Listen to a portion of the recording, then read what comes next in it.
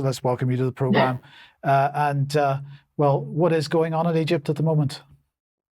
Well, many things going on in Egypt, but I'm going to focus today on basically the EU debt quagmire that Egypt is being put into.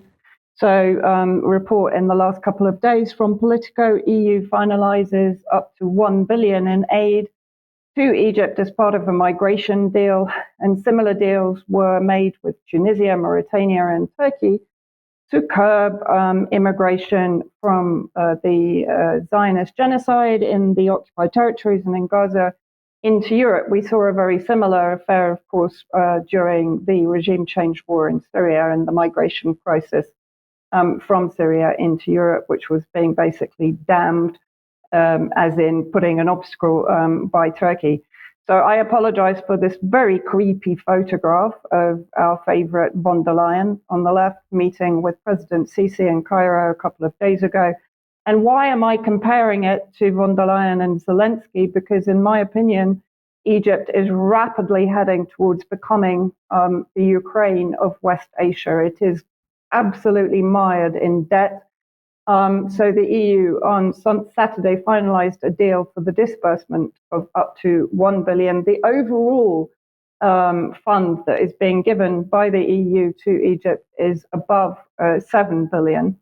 But this is basically macro financial assistance within their partnership geared at curbing irregular migration and boosting the North Africa country's economy. Signed a memorandum of understanding for the financing during the EU-Egypt investment conference in Cairo that included President Abdel Fattah el-Sisi and European Commission President von der Leyen. And if we look at what they're actually going to be investing in, as I said, compare this to Ukraine, where, of course, much of Ukraine's resources and industry has been taken over by foreign investors. The EU-Egypt partnership has been strongly criticized by human rights groups who see it as another EU cash for migrant control deal. The macro-financial assistance of up to 1 billion will provide a total of up to 5 billion in favorable loans to Egypt. The agreed policy actions covers 3 pillars: promoting macroeconomic stability, improving the business environment, enhancing Egypt's competitiveness, and supporting Egypt's green transition. They also signed the Green Sustainable Industry Programme, supported by 30 million EU grant to help Egyptian industry to invest in pollution reduction, decarbonisation, energy and resource efficiency, and 3 financing agreements worth a total of 36 million as part of bilateral cooperation programs. But then let's have a look at Egypt's entire debt. So total debt is 165 billion, which I actually think is underestimated, including 28% to Gulf Arab states, the UAE, Saudi Arabia, Kuwait, Qatar, and others, including Jordan, that have heavily invested and actually effectively bought up sectors of Egyptian territory, particularly within the Sinai and on the Red Sea coast.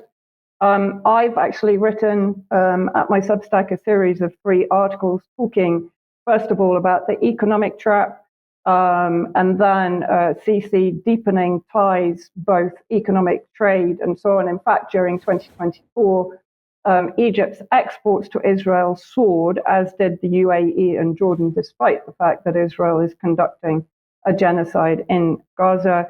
And then finally, the mafia bosses that are running the business, and including the Gaza file for Sisi in the Sinai. Now, this was put out by WikiLeaks yesterday. A verified document from the Israeli Ministry of Intelligence in October 2023 suggests ethnic cleansing, forced displacement of Gaza civilians to Egypt would yield positive and long-term strategic results.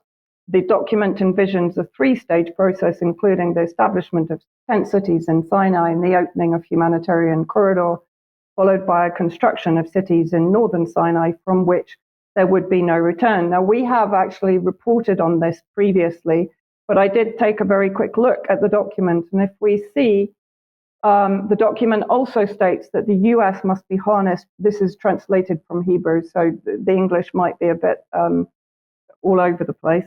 The United States effectively must be harnessed for a move to put pressure on Egypt to absorb Gaza residents and to harness other European countries, in particular Greece, Spain, and Canada isn't European, but you get the picture, to help absorb and settle the refugees who will be evacuated through Gaza. The document was said not to be distributed through the US office to officials, but only to Israeli government and security. And then further on in the report on the document, in relation to the difficulty that Egypt will have an obligation in international law to allow a population transition because Egypt is objecting to mass migration of Gazan refugees into the Sinai, although we have also reported on the fact that Egypt has apparently been preparing an open-air compound on the Egyptian side of the Rafah border. I think that was back earlier this year.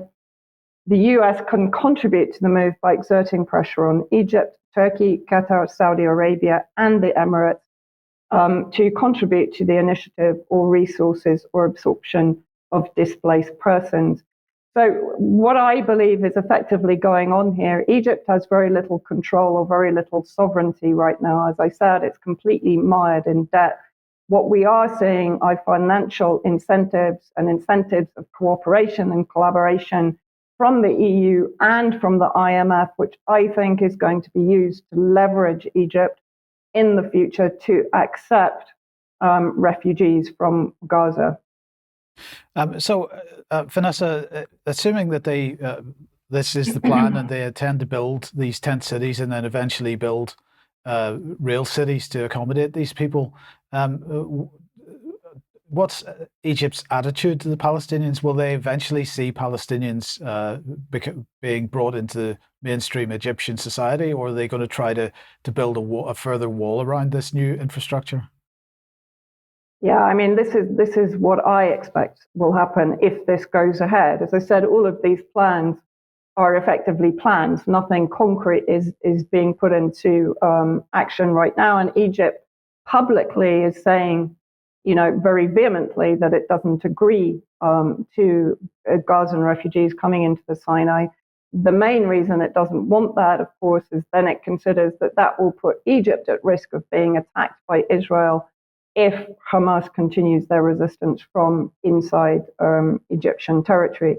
But in my opinion, with the mass investment by the UAE and Saudi Arabia, particularly in the Sinai, to build luxury settlements and projects akin to the NEOM project, which we've also talked about previously, they will want to basically segregate the Palestinians and put them behind apartheid walls, very similar to those that, of course, we've seen in the occupied territories built by the Zionists to hide them from view.